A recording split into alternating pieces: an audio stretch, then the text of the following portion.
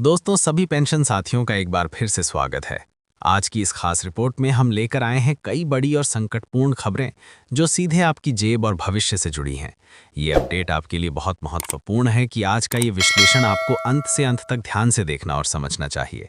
तो बिना देर किए जारी किए गए सबसे पहले वो जो सबसे अधिक जारी किए गए मुद्दे पर बात करते हैं।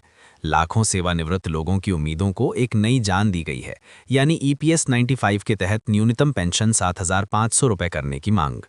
मूल कर्मचारी पेंशन योजना 10,995 ईपीएस 95 के तहत जो न्यूनतम पेंशन राशि वर्ष 2014 से अधिकतम 1,000 रुपये प्रतिमाह निर्धारित है, उन्हें 7,500 रुपये किए जाने की मांग कांस्टेंट जोर पकड़ती जा रही है। ये मांग अब केवल एक आंदोलन नहीं रह गई है, बल्कि एक जरूरी आर्थिक बहस का केंद्र बन गई है। इसकी वजह साफ है।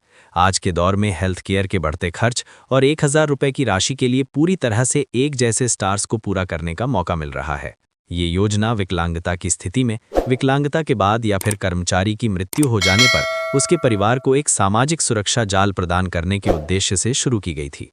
सालोला की ओर से वेतन का 8.3% और केंद्र सरकार की ओर से वेतन का 1.6% योगदान दिया जाता है। लेकिन इन सब के बावजूद न्यूनतम पेंशन राशि में वृद्धि न होना पेंशन भोगियों के लिए एक बड़ी चिंता का विषय बना हुआ है।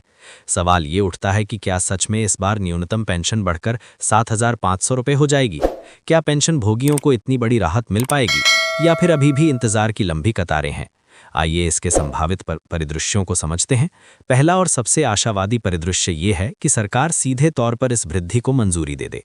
अगर ऐसा होता है तो जिन सभी पेंशन भोगियों को वर्तमान में 7,500 रुपये से कम पेंशन मिल रही है, उनकी राशि स्वचालित रूप से बढ़ जाएगी।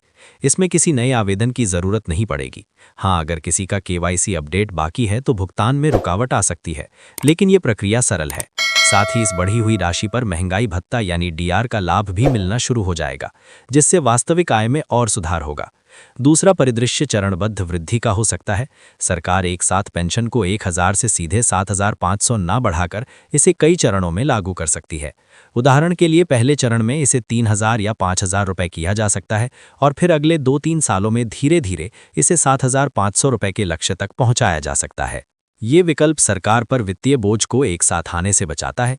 तीसरा परिदृश्य ये है कि स्थिति यथावत बनी रहे, यानी निर्णय में और देरी हो और पेंशन भोगियों को 1,000 रुपये की न्यूनतम पेंशन पर ही गुजारा करना पड़े।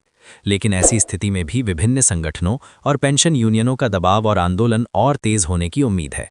आगामी बजट और चुनावी माहौल को देखते हुए सरकार के सामने ये मुद्दा और प्रमुखता से उठेगा। इस पूरे मामले को सिर्फ एक आंकड़े के विवाद के तौर पर नहीं देखा जा सकता। ये सेवानिवृत्त नागरिकों की गरिमापूर्ण जीवन जीने के अधिकार से जुड़ा हुआ प्रश्न है। एक व्यक्ति ने अपने जीवन का बड़ा हिस्सा देश की अर्थव्यवस्था की सेवा में लगा दिया, तो सेवानिवृत्ति के बाद उसे केवल जीवित रहने के लिए नहीं, बल्कि सम्मान के साथ जीने के लिए पर्याप्त संसाधन मिलने चाहिए। न्यूनतम पेंशन में ये संभावित वृद्धि उसी दिशा में एक महत्वपूर्ण कदम साबित हो सकती है। हालांकि अभी तक कोई अंतिम आधिकारिक घोषणा नहीं हुई है, लेकिन उम्मीद की किरण बनी हुई है। अब दूसरी सबसे बड़ी खबर की ओर रुख करते हैं, जो केंद्र सरकार के लाखों कर्मचारियों और पेंशन धारकों से सीधे तौर पर जुड़ी हुई है, और वो है जनवरी 1926 में महंगाई भत्ते यानी डीए और डीआर में होने वाली संभावित वृद्धि। खास बात यह है कि इस बार ये बढ़ोतरी एक रिकॉर्ड तोड़ देने वाली स्थिति पैदा कर सकती है, लेकिन शायद वो तरीका वो नहीं है जिसकी आप कल्पना कर रहे हैं।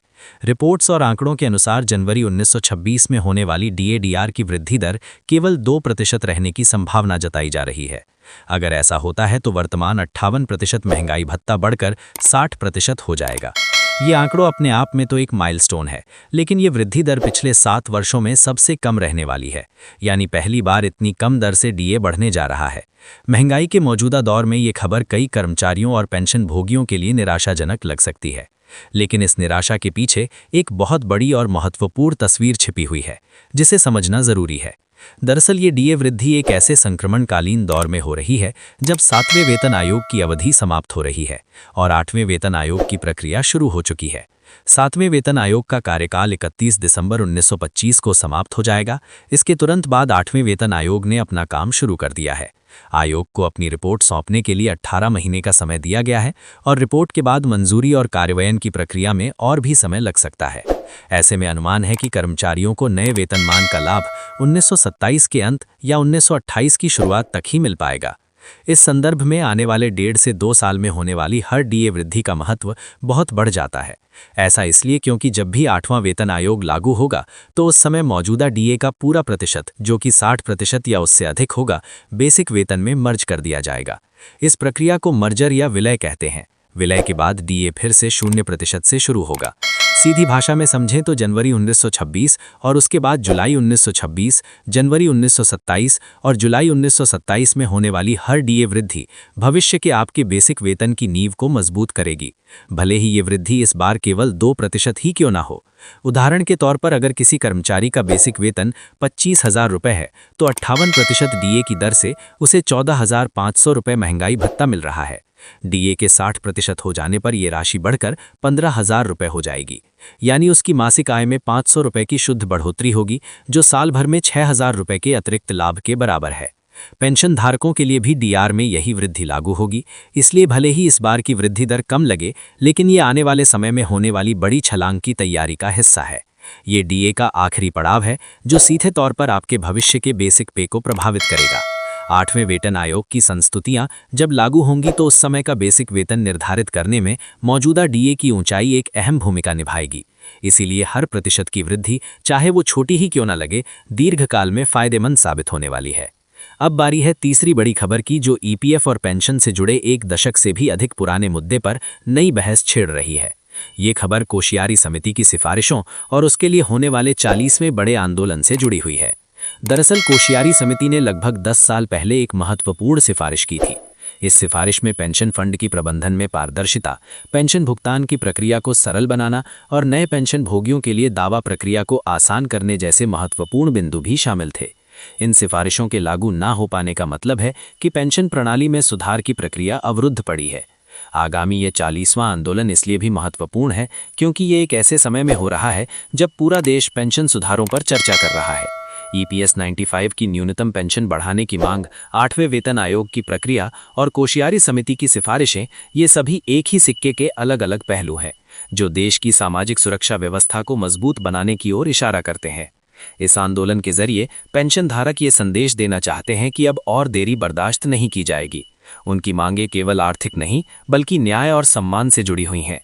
दोस्तों, इन तीनों बड़ी खबरों को मिलाकर देखें तो एक बात साफ तौर पर उभर कर सामने आती है, वो है सेवानिवृत्ति के बाद के जीवन को सुरक्षित और सम्मानजनक बनाने की तत्काल जरूरत। चाहे वो ईपीएस 95 के तहत न्यूनतम पेंशन को 7,500 रुपये किए जाने की बात हो, जनवरी में होने वाली डीए की 2% वृद्धि हो, या फिर कोश्यारी समिति की सिफारिशों को लागू करने के लिए उठ रही आवाज हो, हर मुद्दा आपकी आर्थिक सुरक्षा और भविष्य की बेहतरी से जुड़ा हुआ है। हालांकि इनमें से अधिकांश मामलों में अभी तक कोई अंतिम आधिकारिक घोषणा नहीं हुई है। न्यूनतम पेंशन पर चर्चा जारी है। डीए वृद्धि का प्रतिशत आधिकारिक तौर पर जनवरी में ही पता चला और कोश्यारी समिति की मंजूरी के लिए आंदोलन का रास्ता निकाला जा रहा है।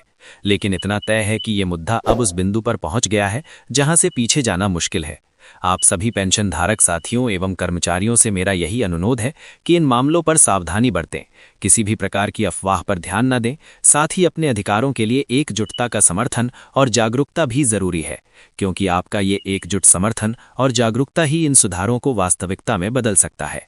हमारी ये टीम लगातार इन आंकड़ों पर नजर बनाए हुए है और जैसे ही कोई नई और आधिकारिक जानकारी मिलती है हम आपको तुरंत पहुंचाएंगे। तब तक के लिए इस वीडियो को अपने सभी पेंशन धारकों, मित्रों और करीबों के साथ अवश्य साझा करें ताकि वे भी जान मित्रता और तैयारी में महत्वपूर्ण बदलावों के बारे में जान सकें। हमारे चैनल को सब्सक्राइब करना न भूलें और बेल आइकन को दबाकर सभी नोटिफिकेशन पर कर लें। आपकी सुरक्षा और समृद्धि ही हमारा लक्ष्य है। धन्यवाद।